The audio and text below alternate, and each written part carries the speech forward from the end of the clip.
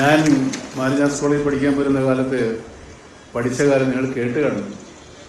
എൻ്റെ പേര് വേറെ ഒന്നായിരുന്നു. എനിക്കെൻ്റെ ഈ മുഹമ്മദ് കുട്ടി എന്നുള്ള പേര് വളരെ അപരിഷ്കൃതമായി തോന്നിയതുകൊണ്ട് പരിചയമില്ലാത്ത സുഹൃത്തുക്കളോട് ഞാൻ എൻ്റെ പേര് ഓമർ ഷെരീഫ് എന്ന് പറഞ്ഞിരുന്നു.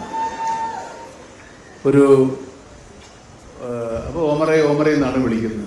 പക്ഷേ എന്തോ ഒരു സമയത്ത് ഞാൻ കൂട്ടുകാരുമായി നടക്കുമ്പോൾ എൻ്റെ പോക്കറ്റിൽ നിന്ന് എൻ്റെ ഐഡൻറ്റിറ്റി കാർഡ് താഴെ വീണു. അതൊരുത്തൻ എടുത്തു നോക്കിയിട്ട്, എടാ നിൻ്റെ പേര് ഓമർ എന്നല്ല മമ്മൂട്ടി എന്നല്ലേ എന്ന് ചോദിച്ചു.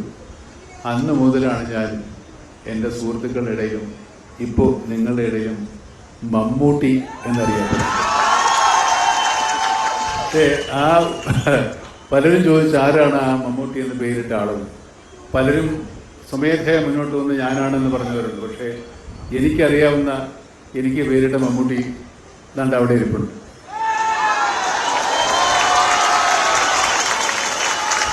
നിങ്ങൾക്ക് കാണാൻ വേണ്ടി ഞാൻ പുള്ളിയൊന്ന് ഇങ്ങോട്ട് വിളിക്കും.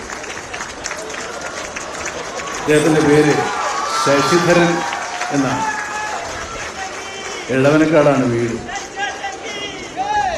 അല്ല, വേറെ ഒന്നും കൊണ്ടല്ല, ഈ പല ആളുകളും ഈ പേര് നീട്ട ആളാണെന്ന് അവകാശപ്പെട്ടുകൊണ്ട് പല പത്രങ്ങളിൽ എഴുതുകയൊക്കെ ചെയ്യുന്നുണ്ട്. അദ്ദേഹമാണ് എടവനക്കാടുള്ള ശശിധരനാണ് എനിക്ക് ആ പേരിട്ടത്. ആ പേരിലാണ് ഒരു കാരണക്കാരൻ. പലരും എന്നോട് ചോദിച്ചിട്ടുണ്ട്. ഞാൻ ഇയാളെ ഒളിച്ചു വെച്ചിരിക്കുകയായിരുന്നു, പുറത്തു വിടാതെ, ഒരു സർപ്രൈസ്. ഇങ്ങനെ 4 പേര് കാണുക ഇയാളെ പരിചയപ്പെടുത്തണമെന്ന് എനിക്ക് വലിയ ആഗ്രഹമുണ്ടായിരുന്നു. അതേതായാലും ഈ ഫോർട്ടൂസിൻ്റെ വേദിയിൽ തന്നെയായാലും വളരെയേറെ സന്തോഷം.